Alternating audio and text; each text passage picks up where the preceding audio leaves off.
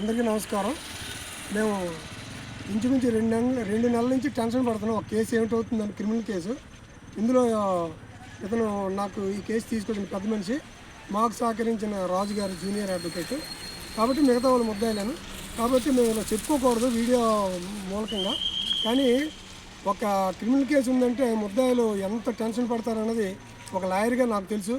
కాబట్టి వాళ్ళందరూ ఈరోజు లాయర్ గారు వీడియో తీసుకుందామండి, మా ఆనందాన్ని అందరికీ షేర్ చేద్దాం అన్నారు. కానీ ఆ పార్టీల పేర్లు కానీ, వాళ్ళ ఊరు పేరు కానీ, పోలీస్ స్టేషన్ పేరు కానీ, కేసు ఎవరు పెట్టారని కానీ చెప్పకూడదు. కాబట్టి చెప్పట్లేదు. కానీ మాకు మరి న్యాయమే జరిగిందని భావిస్తున్నారు పార్టీలందరూ.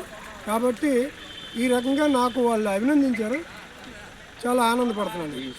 ఈ కేసు విషయంలో ఒక అక్రమ అంటే అన్యాయమైనటువంటి కేసుని ఈరోజు మీరు మనం వాళ్ళకి న్యాయం చేకూర్చి సాధారణంగా ఏంటంటే శిక్ష పడితే పేపర్లు అన్నింటిలో పడతాయి.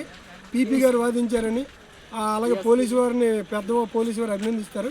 కానీ కేసు కొట్టేస్తే మాత్రం ఏ పేపర్లో పడదు. కాబట్టి మాకున్న మీడియా మూలంగా నిర్దోషుల్ని మీరు కాపాడడం. అయితే వీళ్ళు ముగ్గురు నేరం చేయలేదని నాకు తెలుసు. కానీ మరి కోర్టు వారు కూడా నేరం చేయలేదని భావించారు. కాబట్టి వీళ్ళందరూ ముఖ్యంగా అదృష్టవంతులు. శిక్ష పడితే మేమేమీ చేయలేము. మేము లాయర్లు నిమిత్తం మాత్రం మా కేసు వాదించడం వరకే మేము. Thank you.